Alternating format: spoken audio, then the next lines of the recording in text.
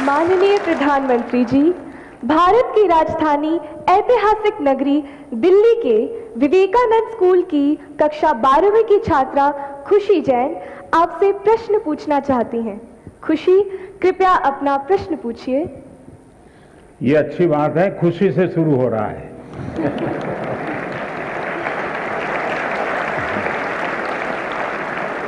और हम भी चाहते हैं कि परीक्षा पूरी होने तक खुशी ही खुशी रहे। माननीय प्रधानमंत्री महोदय, नमस्कार। मेरा नाम खुशी जैन है। मैं कक्षा 12वीं विवेकानंद स्कूल आनंद विहार दिल्ली की छात्रा हूँ। मान्यवर, मेरा प्रश्न है, जब हम घबराहट की स्थिति में होते हैं तो परीक्षा के समय हम तैयारी कैसे करें? धन्यवाद। धन्यवाद खुशी।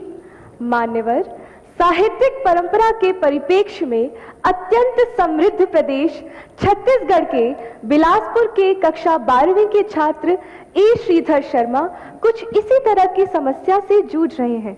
वह उत्सुक है प्रधानमंत्री जी के समक्ष अपनी बात रखने को। श्रीधर, कृपया अपना प्रश्न पूछिए। नमस्कार माननीय प्रधानमंत्री महोदय, मैं ए श्रीधर शर्मा दक्षिण पूर्व मध्य रेलवे उच्चतर माध्यमिक विद्यालय नंबर 1 बिलासपुर छत्तीसगढ़ के कक्षा 12वीं आर्ट्स का छात्र हूँ। महोदय, मेरे प्रश्न कुछ इस प्रकार हैं। मैं परीक्षा संबंधी तनाव से कैसे निपटूं?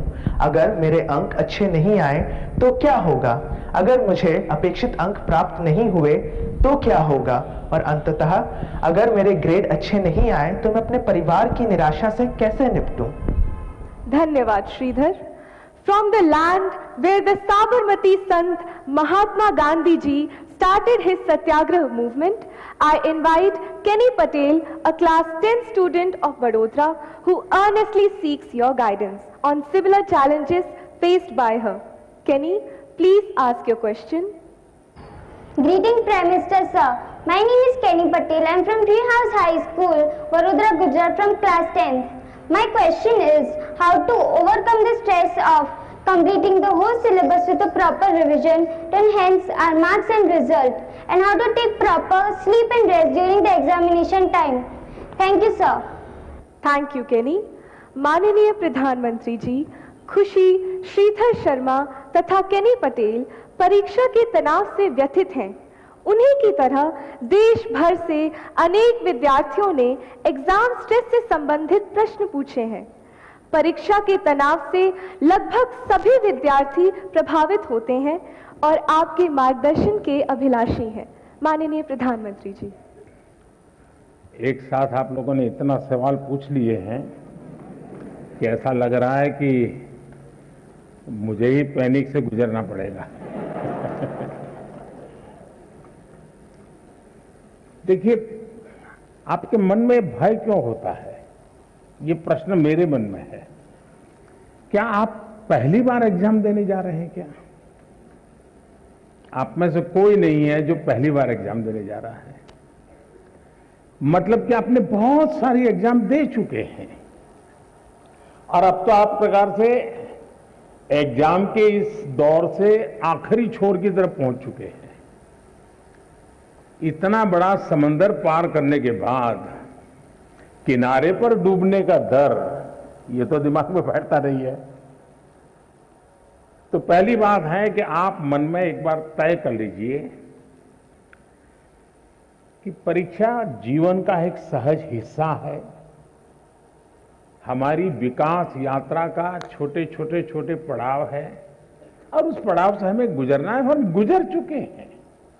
जब इतनी बार हम एग्जाम दे चुके हैं, एग्जाम देते एक प्रकार से हम एग्जाम प्रूफ हो गए हैं। और जब ये विश्वास पैदा हो जाता है तो ये नहीं, आने वाली किसी भी एग्जाम के लिए ये अनुभव अपने आप में आपकी ताकत बन जाते हैं। इसे, आपके इन अनुभव को, जिस प्रक्रिया से आप गुजरे हैं, उसको आप कतई छोटा मत मानिए। दूसरा, ये आपके मन में जो पैनिक होता है,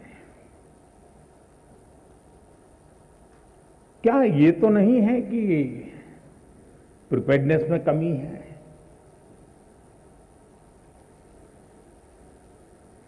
कहने को तो हम कुछ कहते होंगे, लेकिन मन में रहता है। मेरा आपको सुझाव है, अब एग्जाम के बीच में समय तो ज्यादा है नहीं, इस बोझ को जीना है कि जो किया है उसमें विश्वास भर करके आगे बढ़ना है। हो सकता है एक दो चीजें छूट गई होगी, एक आध चीज में थोड़ी जितनी मेहनत चाहिए नहीं हुई होगी, उसमें क्या है, लेकिन जो हुआ है उसमें मेरा आत्मविश्वास भरपूर है, तो वो बाकी चीजों में भी वो ओवरकम कर जाता है। और इसलिए मेरा आपसे आग्रह है कि आप इस प्रेशर में मत रहिए,